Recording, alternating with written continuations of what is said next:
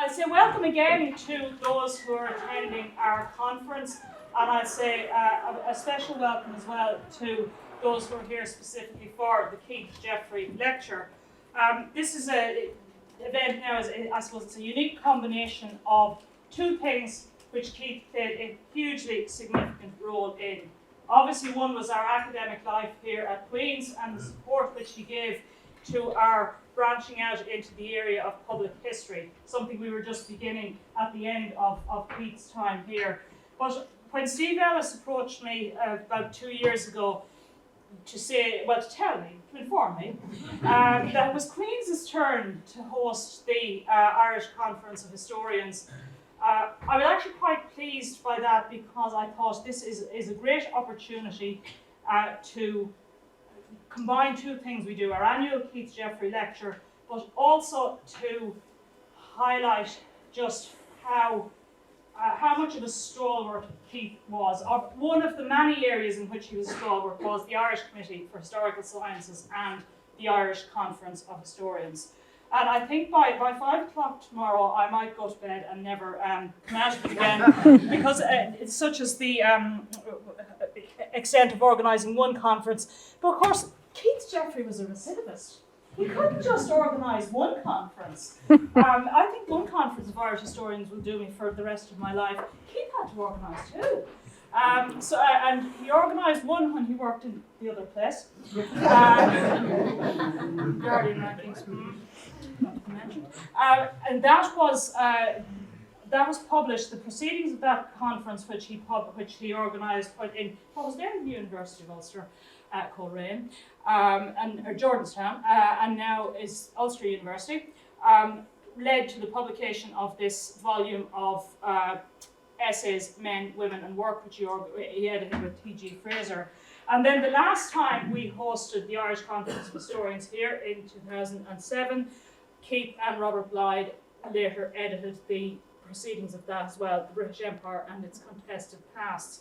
And I was just looking through the titles and the volumes, and it just occurred to me how, of course, those two very much represent Keith's research interests, but also given how I suppose his foresight in seeing the way trends were going in historiography, the British Empire and its contested pasts, is so topical today. Keith was thinking about that back in 2007.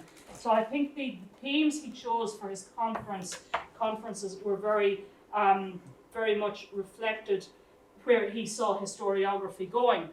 I'm just going to go back to the slide we started with there because I'm particularly fond of the photo we're using here because I was digging through all those photos of archives that I have been to, and I have never actually had a chance to read the stuff yet. And I found old photos from, I had a camera. I mean, not a phone, this camera.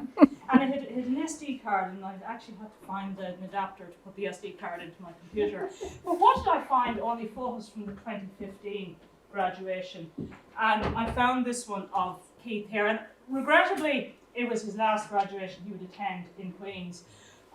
But also, I think he's rather pleased in this because, well, first of all, and I don't think she'll mind me editing me out, but Emily here is in the other end of the photo, but I have to read the full photo for you. So it's obviously an expression of his delight of one of his PhD students graduating, but also it was a chance to wear the Cambridge D-List robes. And the rest of us there in our common regard of PhD, because, you know, we anyone with a PhD would have. None of us could compete with Cambridge D-Lit robe, so he was definitely getting one over on us. But I think it's a fabulous photo, and I always love the Keith graduation photos because it was the one ceremony in the academic year that he just got so much out of. He enjoyed it so much. He enjoyed seeing his students' achievements. Maybe he was just glad to be rid of them. I don't know, they can't read anymore of their PhD chapters, but I was quite pleased by that photo. But as I said, Keith was the many things. I won't go through his whole CV because I'll be here until next year's lecture. He was involved in so many things relating to the profession of history on the island, editor of Irish Historical Studies, but as I said, also keeping the Irish Conference of Historians going. So I can't think of a more appropriate way to combine our honouring Keith's contribution to Queen's and his contribution to the profession of history on the island, and combining these two events, our Public History Conference with the Irish Conference of Historians. Before I introduce our speaker, I obviously just want to extend a welcome to Keith's family, to Sally, to Brian, Elizabeth and Odalie, and also to the online audience. We have Ben and Alex and Caroline and various other family members will view this in due course, so we give a wave to Queen's, from Queen's to them. It's wonderful to have the family here for this. It's a wonderful opportunity for us to just to say yet again how much we valued the contribution that Keith made to Queen's. The date was chosen very specifically. At the conference dinner last year, we took out our diaries and we took out the schedule for the Rugby World Cup, and we made sure that this lecture would not fall on one of the more important days of Ireland's rugby. So I think we got away with that. So to move on to the themes, where the theme of the conference, as the Irish Conference of Historians always has a theme, and we chose institutions this year, for which I thank Sean O'Connell for coming up with such a suitable topic. And I can just hear Keith telling us we are all institutionalised anyway. But to move on to our guest lecture and our Keith Jeffery lecture, to introduce our visiting speaker all the way from the US, Professor Heather Ann Thompson of the University of Michigan. And my thanks to my colleague Ciara Williams for helping us to invite Heather Ann over. But I can't think of a more suitable keynote for a conference like this than prisons as an institution. And that's really what Heather has been working on. You see here on the slide the cover of her book, Blood in the Water, The Attic Prison Uprising, which was the winner of 7 different awards, including the Pulitzer Prize and the Bancroft Prize. For the historians around, the Bancroft is kind of, that's that's a very serious and important historical award for historians. Even to get near a shortlist for that would be something that many people would aim at. But in addition to Heather's academic work, I think it's the subject of her work is very suitable for our work as public historians, because her work on the history of penal institutions in the US also feeds into so much more work and commentary on the role of prisons and the suitability of prisons in penal policy. And she has written quite widely in more, I suppose, popular public forums like the New York Times and the Washington Post, and has also brought her research to a wider audience through TV. So I think her work is entirely suitable for us as a Centre for Public History and for a conference working on the theme of institutions. And I think you're moving on, you're keeping going with this theme of incarceration, working on a carceral state project at the University of Michigan, which will be leading to your next book. Next book coming? If the publisher asks soon, which is a history of the 1985 police bombing of Move in Philadelphia. So I'll just ask you to put your hands together to introduce and to welcome to Queen's our Keith Jeffery lecturer for this year, Professor Heather Ann Thompson.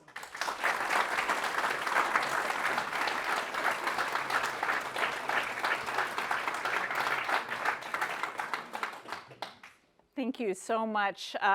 Thank you, Dr. Coleman, and thank you, Ciara Williams in the back, for making it possible for me to be here. Can you all hear me in the back? I have a microphone here, so I'm a little hesitant to shout, but I want to make sure you can hear me. Wonderful. Wow, I'm so glad to be here. This is my second visit to Queens. I was trying to remember exactly when. COVID is sort of like dog years though, so I don't really remember. Was it times 7, you know? It feels like it's been a while, but it's wonderful to be back. And I really want to thank my hosts for me being here, but also the Jeffery family for me being here and for being able to do this presentation for you today. What I want to talk to you today about is prison uprisings. So prison, but more specifically, the people inside who rebel, rise up against what the conditions are inside a prison. And I want to talk about that because, in my view, these dramatic moments when people locked up inside of prisons or jails suddenly erupt, and we, the public, are suddenly forced to notice what goes on behind bars, are moments where scholars and the public can really connect, where it's important to know about how we got here. That's what where the scholars come in, but it's really important that we as citizens are here to weigh in on what the future will look like. And I think this is one of those moments when we can do that. I'm going to make the case that it's extremely important to pay attention to these moments. And as citizens, I really think that these moments force us, as few others do, to really reckon with what it means to handle harm in our society, to handle addiction in our society, and actually even to handle violence, the way that we will not hamper our democracy in the process. They force us to question our blind faith in institutions of punishment, not just whether they're humane, but also whether they even accomplish what we are told that they accomplish, which is basically to make us safer. These are important moments for us to study closely. I'll also suggest, because I think that they give us an opportunity to really reflect on policy as it's unfolding in the moment. No matter the society, every new person elected takes a stand on this question. They might be saying they need to get tougher on crime or that we need to reform our justice system, but someone is always weighing in on this. And in my view, it's better that we are thinking this question through with some context. I'm going to suggest to you this afternoon that by understanding one particular prison uprising that took place in 1971 in the United States, the Attica prison uprising, that we get a clearer understanding of why we are where we are today, not just there, but actually across the globe. I will actually also talk about Ireland today, not just the US. People in the US have a tendency to only talk about the US, and I want to assure you that I won't do that. I also want to suggest that by shining new light on this punitive moment in the US, it's really a moment when I think we can locate the particularly punitive turn, that in clear ways we can understand the UK more generally, Europe more broadly, but even here in Ireland. So let me begin actually at the end of the story, if you will, which is where we are today. And I'm going to start the where we are today in the United States. This is a very overwhelming graph, but if you could pie chart, if you could look at it more closely, you'd see that our prison apparatus in the United States is absolutely a behemoth. We tend to think about state prisons like the prison in Angola in Louisiana, or the Attica State Prison, which is still existing in upstate New York. But I want to point out that state prisons in the United States, that's just a part of the pie. We have federal prisons, we have military prisons, we have juvenile facilities. And if you look at the sheer numbers here in the United States, it really is quite overwhelming. We have more people locked up today in our prison system than really at any other moment in American history, and more than any other country on the globe. Any other country on the globe. And if we look at these numbers, we see that it's not just anybody who's locked up in these places. These prisons, these institutions are overwhelmingly racially determined. The disproportion between Black, white, Latino is just staggering. I just put this little slide down to the bottom to show you that we have more racial disparity in our prison system than South Africa did at the height of apartheid, just to give you a sense of how really intense this is. We are, as I said before, we're an international outlier. You just can't look at these numbers and just shake your head. This is, of course, why it was important that historians finally started paying attention to this, because how in the world could this happen? We're not just an outlier, we are a dramatic outlier. Again, if you look at these numbers, if you look at these incarceration rates, even in the state of California, we are so much of an outlier, one US state compared to everybody else. I always like to use this statistic. I'm from the state of Michigan in the United States. We have more people locked up in Michigan in 1985 than the entire country of Canada, which is just north of our border. So, you know, about 50,000 people roughly, just to give you a sense. Now, I want to show you another kind of alarming slide, which is a little closer to home. This is the UK prison population. And you're going to notice something pretty alarming, which is that it mirrors the US's trajectory in really interesting ways. Northern Ireland is a little complicated. There is some decarceration that goes on, but notice where we are ending up by 2020. That little blip seems to go down, and then it's right back up again.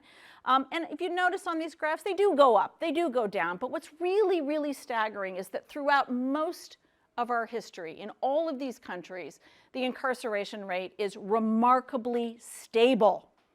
And then something pretty crazy happens. And I want to turn your attention to the Attica story and suggest that it matters, because if you look at when this craziness starts, at least in the United States, it's not just any random time, it's actually around 1972 and 3. And that's when we get this dramatic rise upward. Now, there's a lot of things going on, and as historians will always tell you, we're going to tell you which is our most important thing that was going on, but actually there is a lot going on. But I want to persuade you that this was a pretty important thing. The book that I wrote is called Blood in the Water, and this book is where I contain all the details of what I'm going to tell you today, the arguments. I'm happy to also just talk at the end if people are interested in the writing of this book. It turns out that the research of this book is sort of a story unto itself. It took me about 13 years to write this book, because the story that I'm about to tell you is a story that really nobody wanted told. Quite literally, there were no archives related to it. All the records were completely shut down. The records to Attica are still sealed. So the journey of writing this book was really a journey. Who had the copy was my mantra. Who had the copy of whatever the state might have had that they wouldn't let us see? Who had the original that never got turned over? Talking to everybody involved, every survivor, the guards, the prisoners, the lawyers, the judges, you name it. And out of that came this book. So first, let me just tell you the story, and then I will hopefully be able to persuade you of its importance. The story begins here. This is the prison. This is in a tiny town. For those of you not familiar with the United States, this is in the state of New York, but it's in a tiny town in rural New York. This is in a town called Attica. But when I say tiny, I do mean tiny, maybe population 3,000 at the time that this happens. This is a place that you go through this, wonderfully bucolic town straight out of a Norman Rockwell painting, a bandstand and cute little downtown, and then you just leave the town and you see cows and farms and pastures and this. This was built during the Great Depression. 1931, it is a massive fortress, and you should know that it still exists today. And when I was in there, I think last in 2006 maybe, and nothing has changed. The same locking mechanisms on the door, there's still bullet shards out on the catwalk. I mean, you'll understand the significance of that as we go. This place is like a tomb. And this place was notorious even then because it was overcrowded. It held mostly, overwhelmingly black and brown New Yorkers from downstate, so New York City and the boroughs of New York City, the big cities, also some from Buffalo, New York and Rochester, New York. But disproportionately black and brown, disproportionately Vietnam veterans, people who had come back addicted from the war, people who were committing petty crimes because they were addicted. People in here were there from the range of murder to young people there, 17 years old, parole violators, people who were there for, one guy for cutting the convertible top on his neighbor's car. The range of people here. And those people are being kept by keepers who are these overwhelmingly white kids from upstate New York. Attica's an all-white town. And these kids know nothing about corrections. There's no training for corrections officers. They're not paid particularly well, and you kind of just learn on the job. The one thing that both of these groups had in common in 1970-71 was they all agreed this place was a nightmare. It was ready to explode at any minute. Prisoners were being fed on 63 cents a day.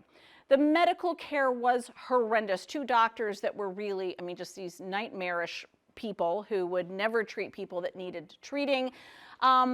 The rules were capricious. You could end up in what they called keep lock, locked up, you know, for days and weeks on end in your cell. You could end up in the dreaded box, solitary confinement, just like throw away the key. Everything was racialized. The best jobs, to the extent there were good jobs, went to white prisoners, not to black prisoners. The cells were freezing or they were too hot. We could just go on and on. The conditions were terrible. Both of these groups, though, kept trying to point this out. The prisoners are saying, working through the system, writing letters to their political representatives, do something. They're not asking to get out. They're not asking for shorter sentences. They're just saying, do something about these conditions. We're perfectly happy to serve these sentences. Just do something. This is also the time of the civil rights movement, so there is political organizing going on. There are people who've been fighting for civil rights in the streets. Now they're inside of prisons, and they recognize that these are civil rights issues we're talking about too, not just human rights issues, but civil rights issues, and they're organizing. The guards, they're in a union. They're pushing their union leaders. Do something because they're afraid. Right? This is not a safe environment when people are this angry and trapped and hungry and injured because of lack of medical care. So everyone's saying do something, but nobody does anything. And basically on September 9th, 1971, the place just erupts. This is actually a photograph to give you a sense of what the chaos is we're talking about. I won't bore you with the details of how it all begins, but basically it was prison management making a very ill-fated decision that didn't tell the guards what was going on, didn't tell the prisoners what was going on, and basically this thing explodes. And when it explodes, it is a riot. I mean, I use that term very deliberately. It's chaotic. People are afraid. The prisoners are grabbing guards and civilian employees to take them hostage just to protect themselves, right? Hoping that this will be their guarantee of getting out of their, or to negotiate a settlement. The guards are terrified. They're hiding in cells. I mean, it is chaos. But in the midst of this chaos, cooler heads prevail. And it just was a real testament to how, in fact, humane and organized the people were inside. They begin to realize we've got to go outside. We've got to go into one of the outside yards, bring everybody outside. We need to protect the hostages. We need to surround them with 2 rings of prisoners to make sure that they are protected from any angry prisoners, of which there were many. And we need to release the injured hostages, right, to get medical care. We need to elect representatives to speak for us out of each of the cell blocks. And almost overnight, one of the most extraordinary prison uprisings in history begins to unfold. This picture would indicate it is an all-black uprising. It is not. This is very multiracial.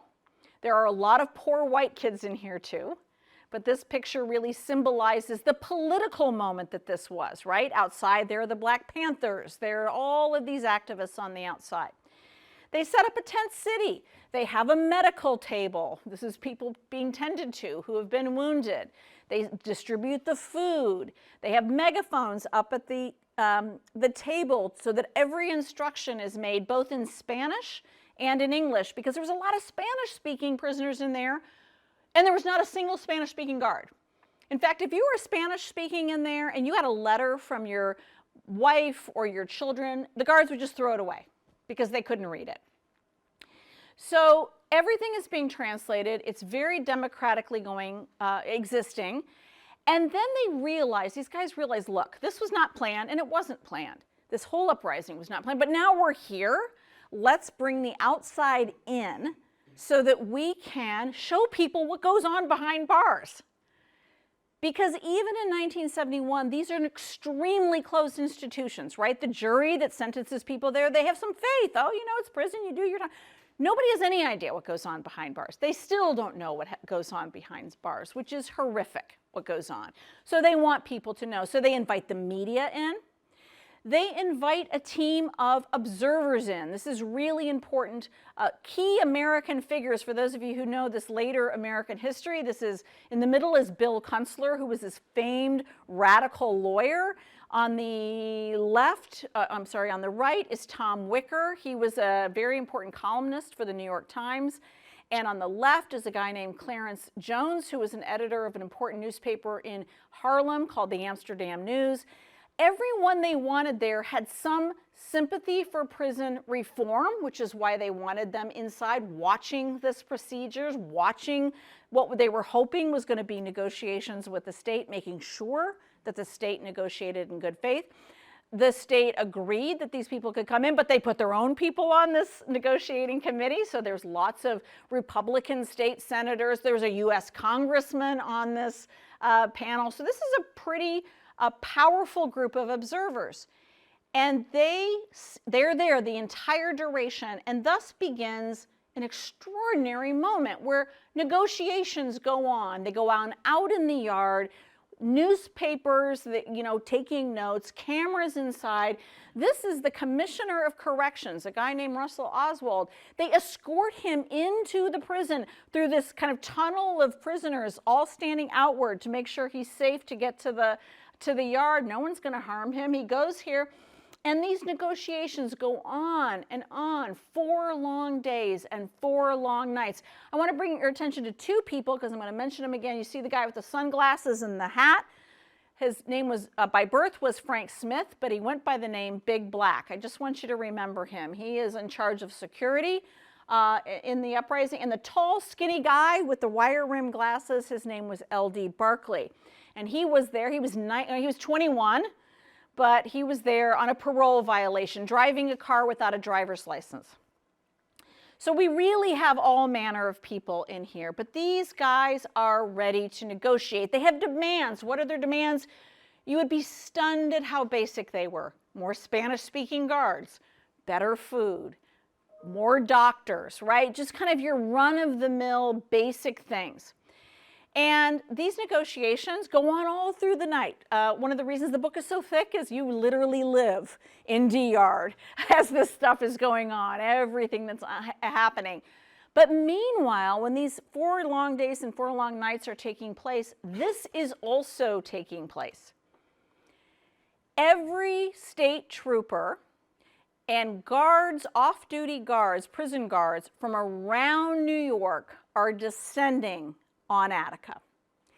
And they are all outside of the prison, and they are angry, and they are heavily armed, and they are passing out weapons like candy. Nobody's writing down serial numbers of any guns. Nobody is writing down who took out what weapon. In fact, the one poor guy who's trying to make sense of this, he's told to rip it up.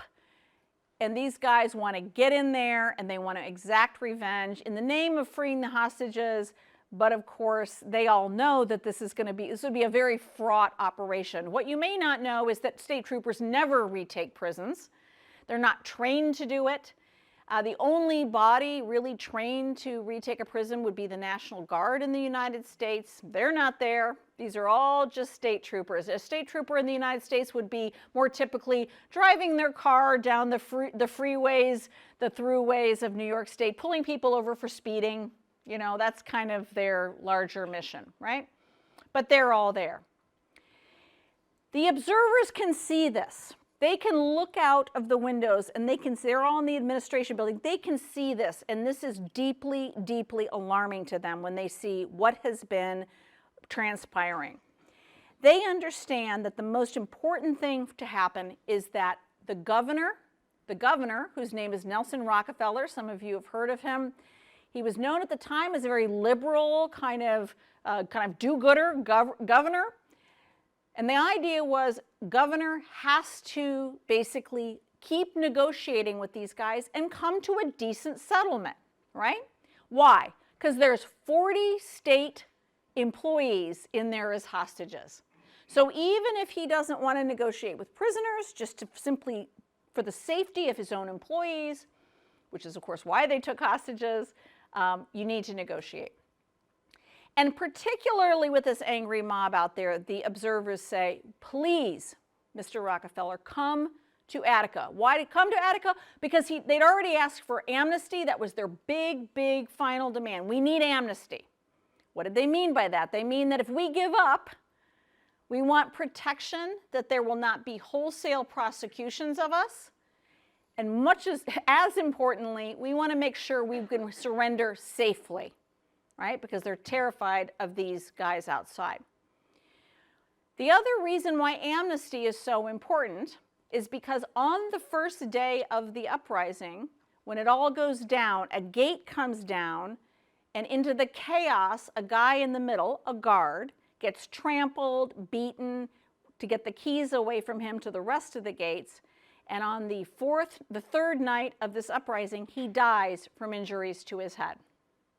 It's not clear who's responsible, as it was a complete free-for-all of hundreds of people, but he dies. Notably, it's also important to note that the prisoners had gotten him out of the prison immediately and into the hospital, but nevertheless, he dies. So now amnesty is even more important. Why? Because in US law, every one of them inside could be on the hook for what we call felony murder. Whether or not you pulled the trigger, you're going down, right? So amnesty is very important. So the observers, a group of the observers, call Governor Rockefeller. And he was a very popular politician, very handsome, very, politique. And he basically says, thank you for calling me, but no, no, and no. I'm not going to come to Attica. And they said, you don't even have to go in the prison. Just stand out in front of the prison and endorse that you will honor the demands that we've agreed upon, 28 demands, and you'll let them surrender peacefully. And that when you prosecute, it will not be wholesale prosecutions, right? No felony murder, that you will actually prosecute the perpetrators. He says, no, thanks for calling, but no. And there had been precedent, right? I mean, there'd actually been precedent for giving amnesty, which he didn't agree to, but there was even precedent for actually Roosevelt, when he was the governor, to come outside of a prison, and just the year earlier for the mayor of New York to come outside of the prison. So this was not crazy talk to invite him. He says no. The observers are really scared now. So they actually issue this telegram to the public, hoping the public will call the governor.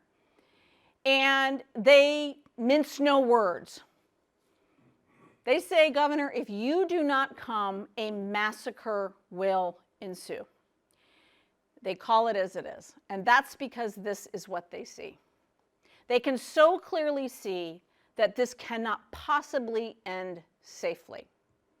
We actually now know, because of I actually found some crazy cache of documents that no one knew existed, which allowed me not only to name who these shooters were, but also to show what Rockefeller was really doing.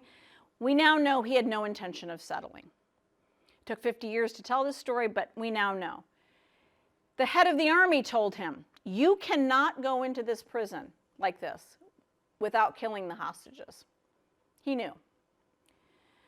But nevertheless, on the fifth morning, this is upstate New York, which very much resembles Ireland from what I can tell in terms of the weather patterns. It was freezing, it was rainy, it was cold. They had been out there for a week. Everyone wanted this thing to end. They wanted to surrender. But the state officials made a very important decision, again, one we did not know at the time, which was to send the warden down, as he'd gone down every morning to the gate, and say what he had said every morning to the prisoners. Today's the day, you need to surrender the hostages, this is over, right? It's over today, surrender. And every day the guys had said, thanks, but no thanks. We're still negotiating, so no, not today. We now know that when they went down there, in big words I saw the memo, it said, don't give an ultimatum on that day. They didn't want them to know they were coming in. So these guys, no thanks, we're not going to do it. Actually, this day they actually went back to the group and they said, should we surrender or should we continue negotiations? They actually had a vote. Overwhelmingly, the 1,300 people in the yard, cheer goes up, no, not yet. We're making progress. We have 23 out of the 30 demands. We're not going to give up yet. Basic demands. And on that morning, after they take the vote, someone hears and then sees a helicopter start to come over. And which really is kind of heartbreaking to show you how much these guys who had protected the hostages, they had surrounded them, they'd fed them first, they gave them mattresses from inside of the cells. They have more faith in the governor than was deserved. They think this helicopter means that the governor is coming finally. So when this helicopter starts to come over the prison yard, a cheer goes up because they think the governor is finally coming. But then the helicopter leaves. And then people start to get very scared because they realize that all of a sudden the troopers, who had been up on these catwalks looking down, they're all gone. The observers have not shown up this morning. It's deathly silent. And they all of a sudden realize this is a different morning. They think that they're going to come in. They think that they're going to come in, as they always did in American history, with billy clubs. Right? If you don't know, no one ever carries guns in prison. Even today, people do not carry guns in prison because it is too easy for you to be overpowered and someone takes your gun. No one in their enclosed spaces. People don't, even as much as Americans love their guns, they don't carry guns in prison. So they think they're going to come in with billy clubs. So they think it's going to be armed combat, basically, hand-to-hand combat. And they make a decision, which is one that they had decided ahead of time was going to be the last ditch. If everything goes to hell in a handbasket, this is what we're going to have to do. And the hostages knew about it, and they knew about it. They said, if they're going to come in anyway, let's take some hostages up onto the catwalks. And by catwalks, there's 4 yards of Attica, and above them are these catwalks, right, looking down in the yard. Let's take some hostages out of the hostage circle. We're going to take them up onto this catwalk, and we're going to surround each of them with a few prisoners, so-called executioners, and so that if they come in again, we're going to, look, right? Don't come in because you're going to harm your own.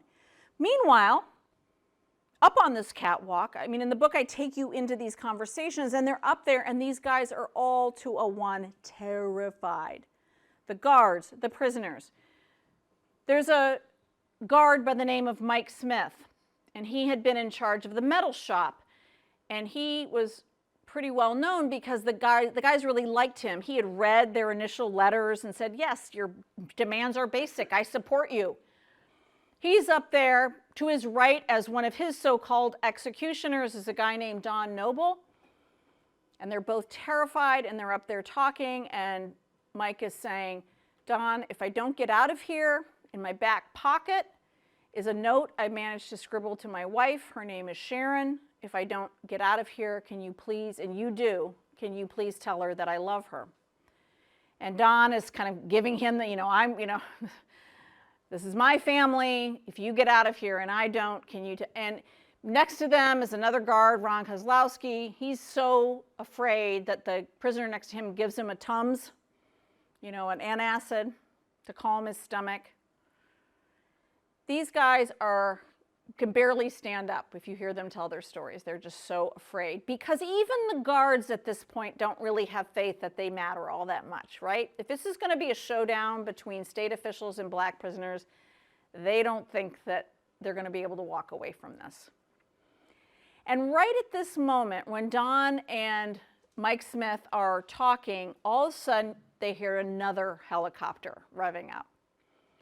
And in fact, when Mike tells the story, he says the helicopter was so big, it was an Army helicopter that the police borrowed from the Army, so big and so close, he said you could feel the concussion in your chest.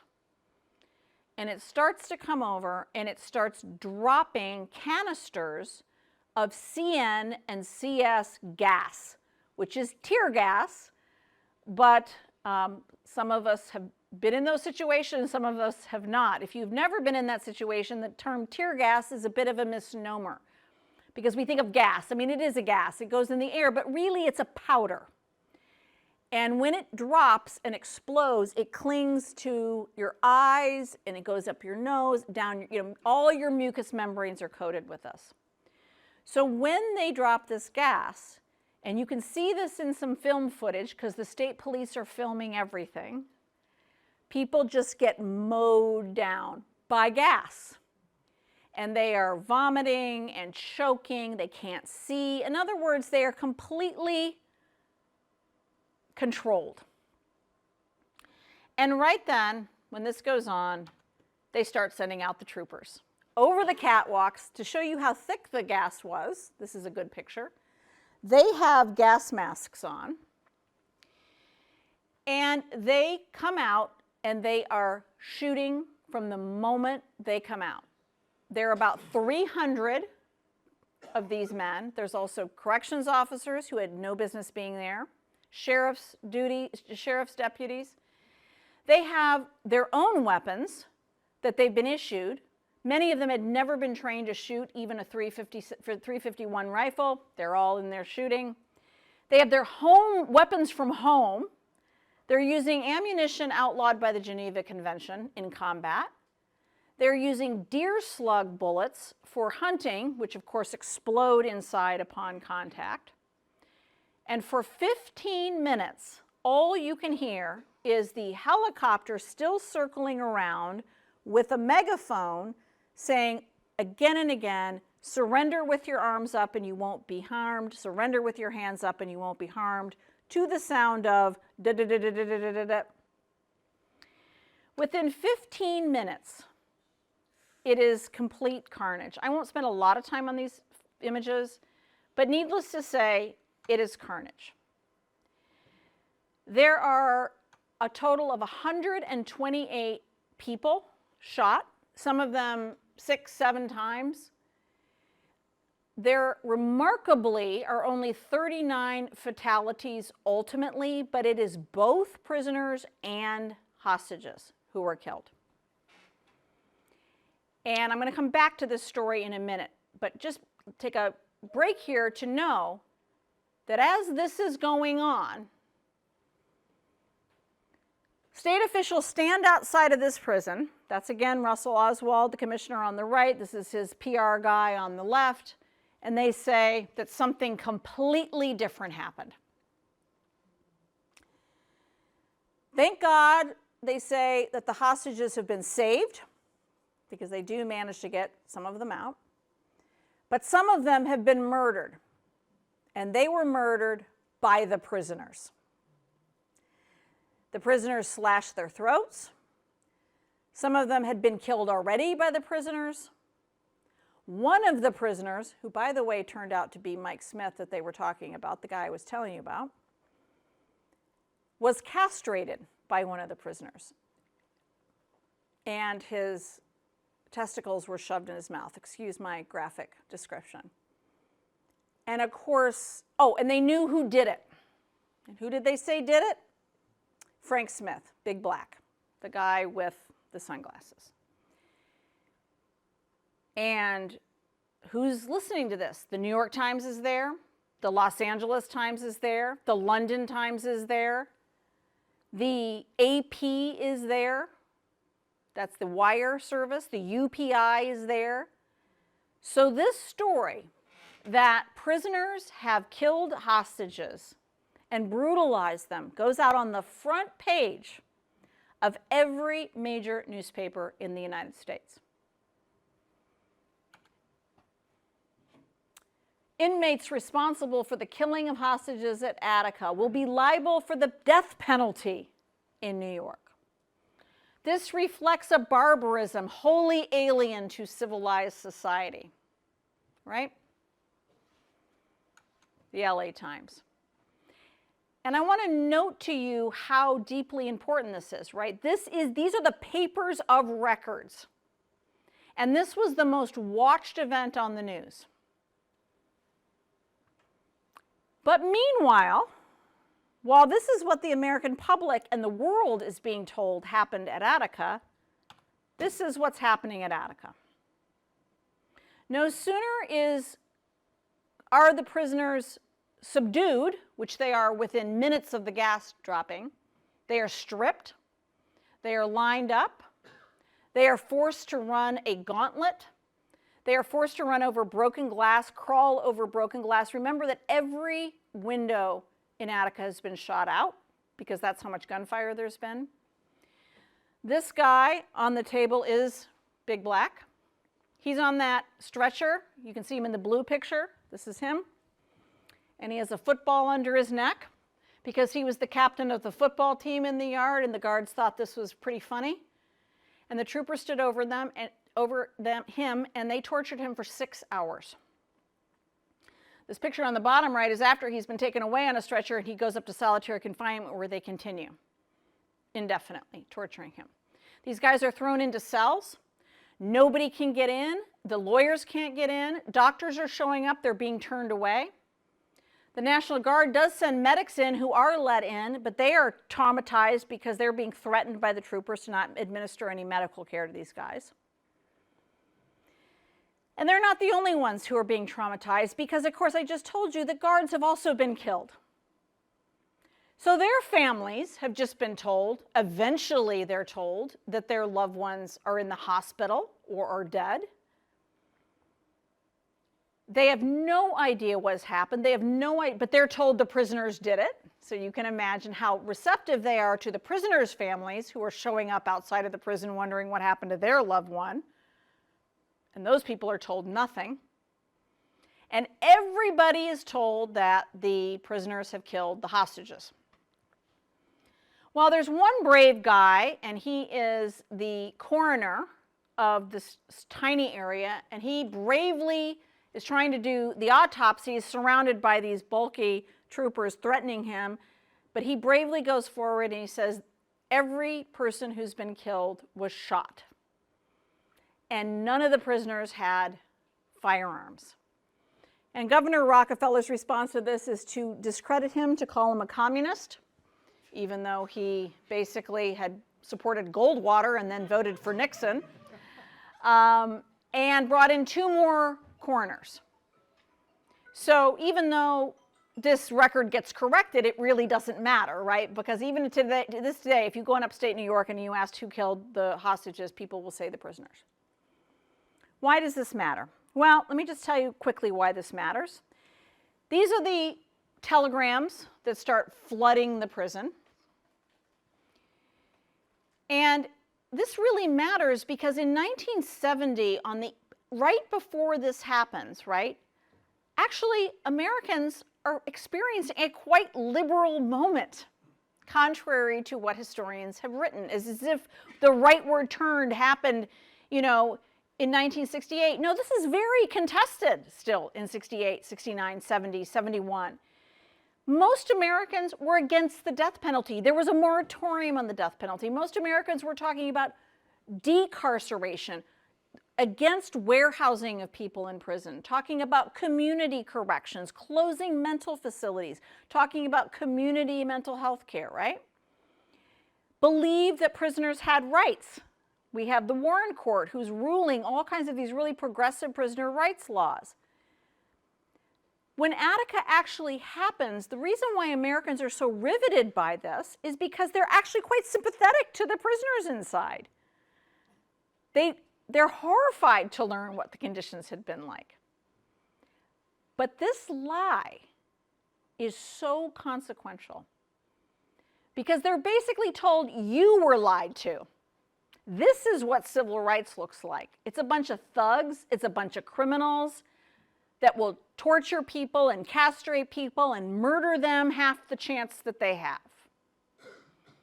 And this has a chilling effect across the nation. And in fact, state legislatures, politicians start going on the houses of their floors and they're arguing for tougher crime bills. And they always say, in the name of Attica, so we don't have another Attica, because of Attica. But it was a complete lie. It hadn't happened. And why didn't we know that? Well, not for lack of lots of commissions, lots of studies. Some of them were really good. The public hearings, the McKay Commission, congressional hearings, the Pepper Commission, the Justice Department actually starts to look at it and says, nothing to see here. How can that be? Well, we now know why. Because the most important investigation was this last one. And it was the one that was set up by Rockefeller himself. And it was charged with finding out what had gone so bloodily at Attica. And it was supposed to investigate the prisoner actions and investigate the trooper actions. But guess what? It was run by the same people who had retaken the prison. So on the 13th, the same troopers that have just retaken this prison are in there collecting the evidence. They scoop up all the evidence that might be bad for them. They bury it behind the prison. They doctor photographs. They splice film. I mean, there's photographs of prisoners that are laying there dead, and then the same photograph of the person dead, but now he's got a machete in his hand. The head of the police is burning records in his fireplace. How do I know all this? Well, because guess what? None of them knew this. So they're horrified up here. They think it was a tragedy. They're horrified here. They're apparently not too horrified here because they do nothing. But how can nobody know? Well, they don't know because we now know that there was a cover-up that began from the moment this thing started. And if you're a historian in the room, if you're not a historian in the room, let me assure the non-historians, historians never use the word cover-up because that is so loaded. It sounds conspiratorial, right? It sounds like the Kennedy assassination, like what? I use that word with absolute calm and clarity. It's what it was. I located it, I animated it, and that's why this lie could go on and on. And I can tell you in Q&A if you're interested about how I found out some of this stuff, but just for now, trust me that I did. So first, you've got all these newspapers saying the prisoners have killed the hostages, right? Then you have all of these investigations going on, and pretty much nothing to see here. But this most important last one holds a grand jury, and they do something pretty extraordinary. They proceed to indict 62 of the surviving prisoners with every possible thing that went wrong at Attica in 42 separate felony indictments. They don't indict a single state trooper, even though 39 people are dead in that prison because of trooper bullets. And for the next 5 years, first Americans have seen the headlines, and now they're watching nothing but black and brown faces being paraded before them every day on the news in courtrooms charged with what happened at Attica. Now, I don't have time to get into it right here, but needless to say, if you read my book, a third of it's about the uprising. The next third of it is about this. It's about the prison trials. And it's an incredible story of one of the most Herculean grassroots defense efforts in American history. Because ultimately, young lawyers and law students from all over the country descend on upstate New York determined to defend these guys. And they do, pretty successfully. The state loses all of their cases but one, and ultimately, even that case, they lose. The people basically get clemency. But one of the only reasons why this shuts down, this criminal effort, is because there is a prosecutor inside of the investigation who becomes a whistleblower. And he writes this 167-page document outlining all of the evidence the state had against troopers but declined to use. He talks about the photographs that have been doctored. He talks about the film. I met him, I interviewed him, I begged him for that document. He wouldn't give it to me. He was a lawyer, he had ethics, there was 3 copies of it. He gave one to the governor, he gave one to the head of the Attica investigation, and he gave one to the head judge, I believe.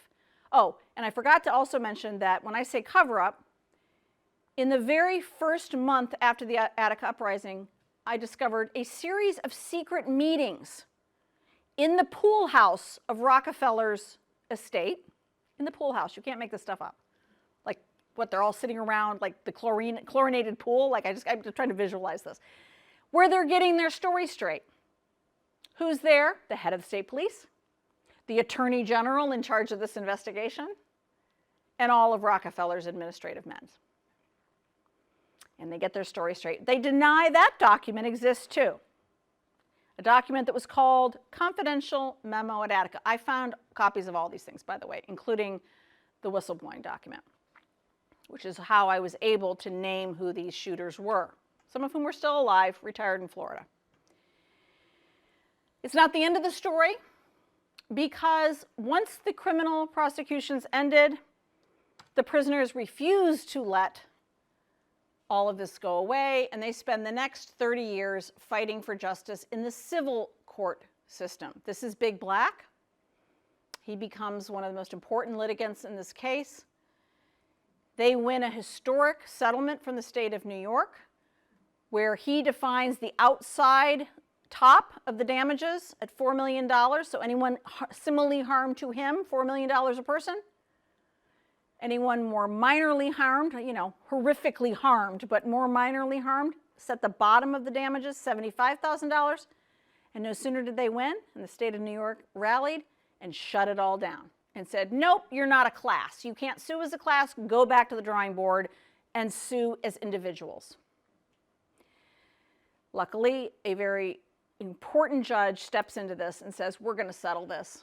And he lets these guys tell their story, and they ultimately, as a class, get an award of $12 million, which was nothing. You get killed and you got $6,500. It didn't go very far, but it was something. State of New York refused to admit culpability. The Guard families, I'm going to quickly tell you about them, and then I'm going to wrap this up.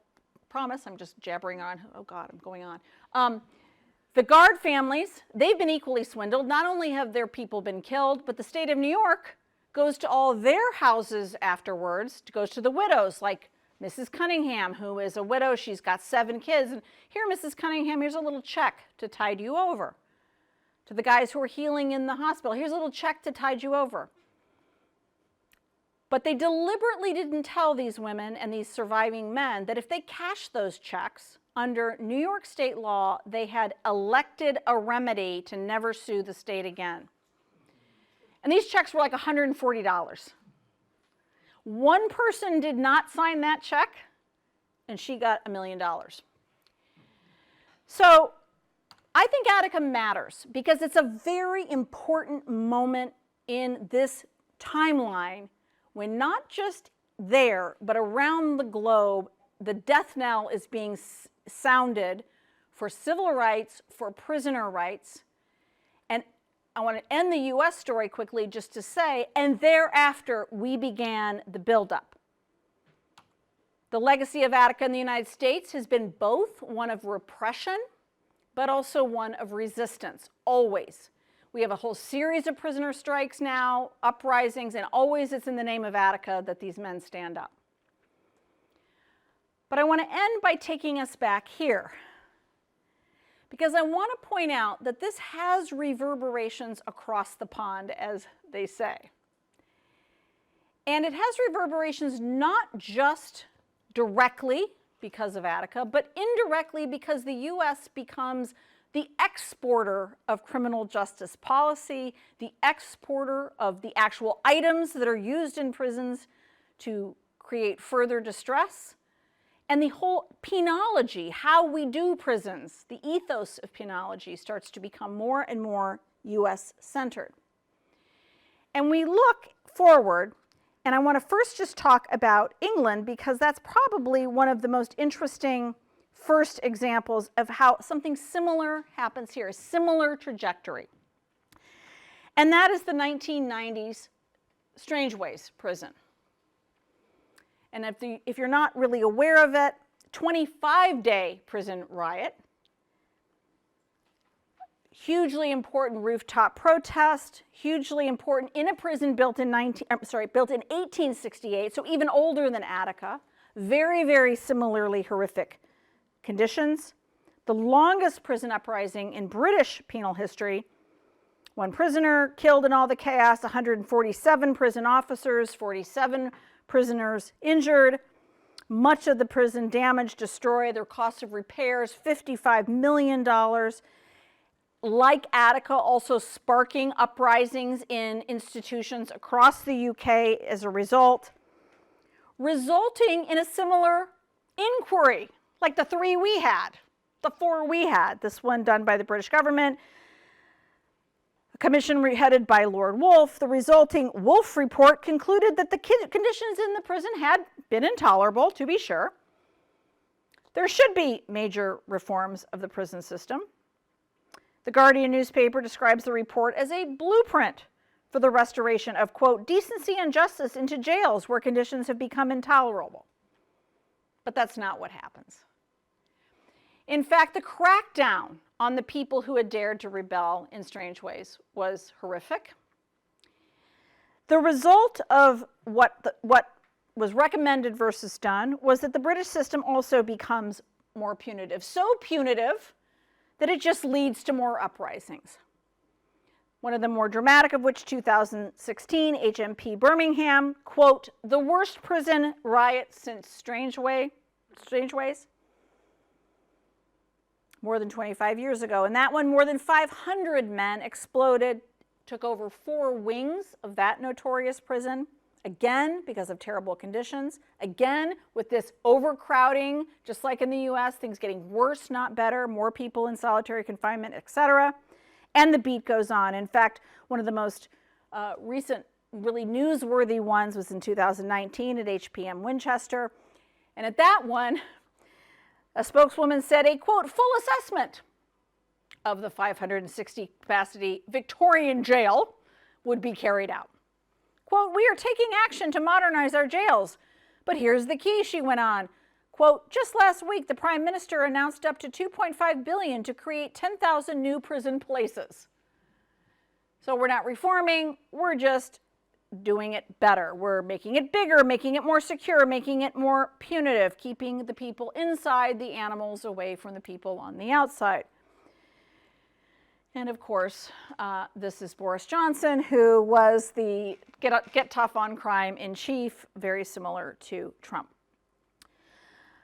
Rather than focus so much on prison uprisings, before I turn to Ireland, let me just say, England and Wales today send more people to prison each year than anywhere else in Western Europe. So that's pretty shocking, but not shocking if you understand this deeper history.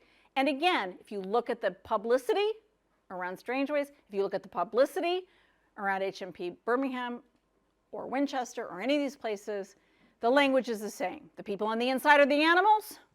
They're not your mothers, they're not your brothers, they're not your sisters, they're not your children, they are animals. And what they're asking for is unreasonable. But I want to turn to Ireland just quickly as we leave to do my due diligence, that it's not all about the United States or about England. And I want to talk about Irish prisons because, yes, there are also uprisings in Irish prisons, particularly in Dublin. Dublin has a long history of rising up in its prisons. But I also want to point out the more recent history here, which is alarming. The prison population increasing 20%. Okay, it's not the United States. It's not increasing 800%. But 20% is a lot, especially in a small country, right? That's felt very, very acutely. Women's incarceration increasing by 29% in that tiny slice of 10 years alone. There's an increase in life sentences. In a place where life sentences were seen for a very long time as just not done.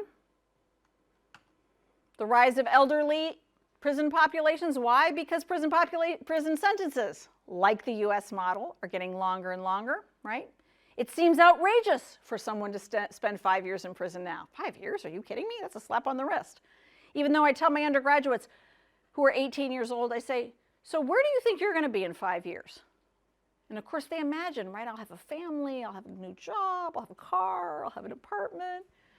In other words, you're not going to be the same person you are now in 5 years, right? You will grow up, you will become somebody different, you will have, right, you'll have an opportunity, right? But yet 5 years seems like an eternity if you're talking about a prison sentence. The incarceration rate in Ireland is about 86 over 100,000. I mean, that is actually really high. It's higher than it's been in a long time. I think it was like in 2017 or something like that. It was, I don't know, I think it was 80. I mean, you know, again, waxing and waning, but you saw on the graph, the trend is not good. And who's in prison? What a surprise.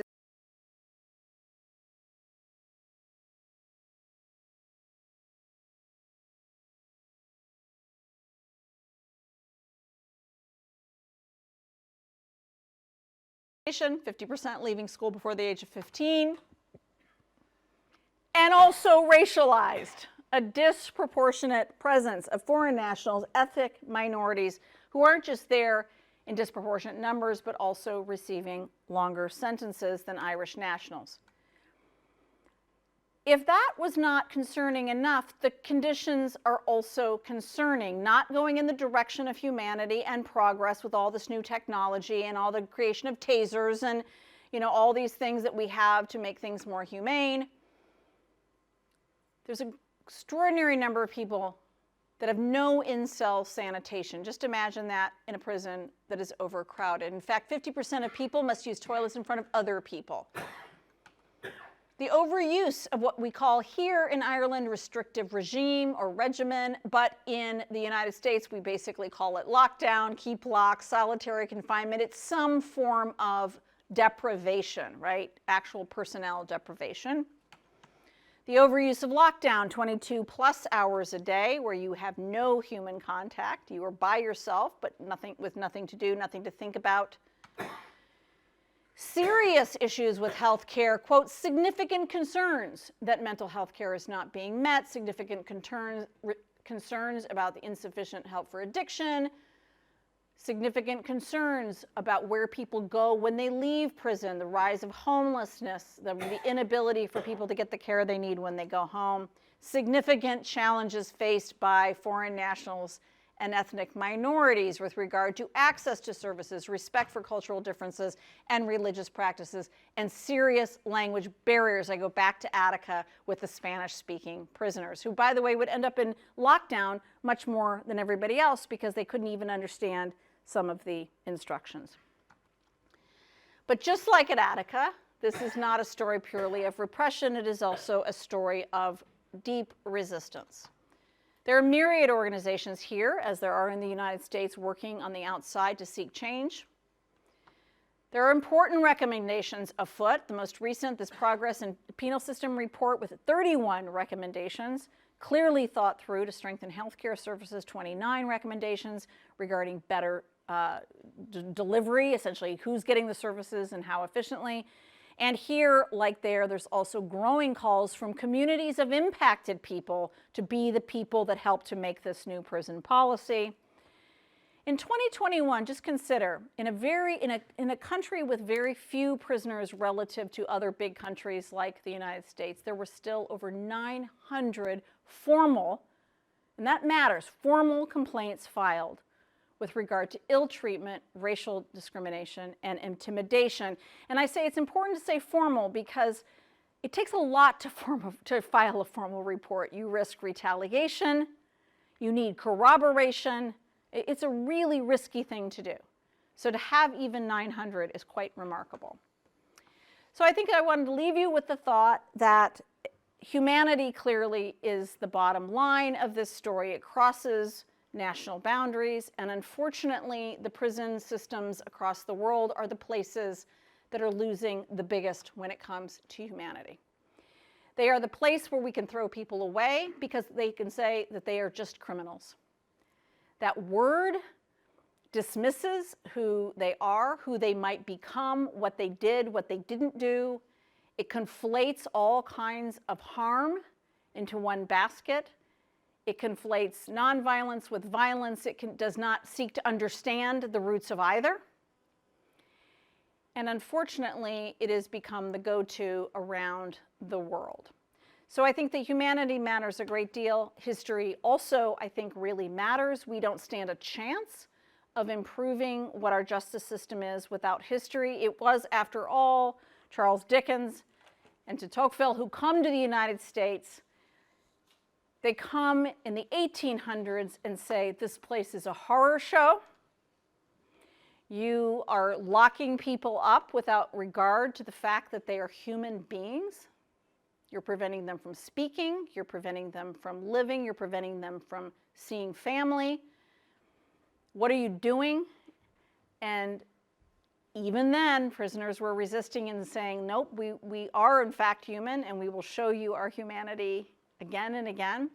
But we've gone in the wrong direction, clearly, if you take the long sweep of history. So I think that stories like Attica are ways for us to just take a pause, take a reckon. Thank you.